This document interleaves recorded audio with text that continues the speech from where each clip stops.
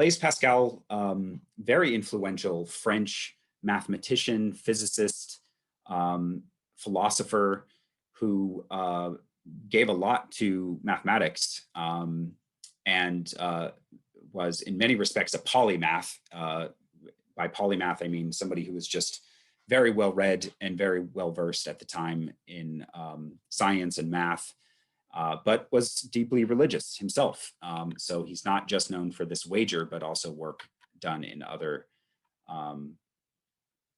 ways as well. So very influential French thinker. And Pascal gives us another justification for believing in God through his wager. Specifically, he gives us this idea that we should believe because believing is advantageous. It is our best bet when we think especially of the afterlife. And he utilizes a cost-benefit analysis to justify belief in God without any evidence.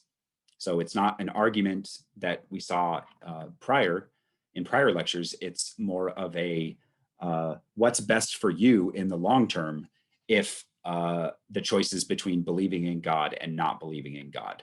So I think it's still, it has a lot of even current cachet with theists who think that he's essentially on the right track. So what's the wager? Okay, so I like to set it up in a chart like this. So we've got metaphysical possibilities up here. So we'll assume, as Pascal does, that we cannot know either way for sure until after the fact, right? So it's not like we can bet and know before the outcome. In other words, we won't know until after we're dead, right? So if you're unfamiliar with what I'm talking about, so in standard monotheistic religions, I mean, especially with Christianity in particular, but not so much in Judaism, but also Islam does have make some claims about the afterlife and what is given to believers versus non-believers.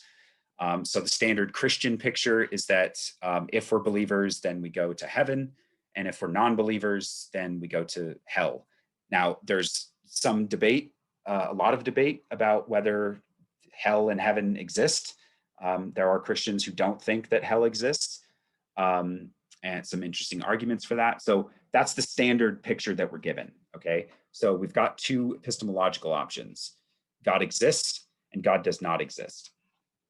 So what Pascal is trying essentially to get us to see is that if we believe in God and God does not turn out to exist, then there's really no harm in that, right? Because if it turns out that God does not exist, then what's the worst that can happen?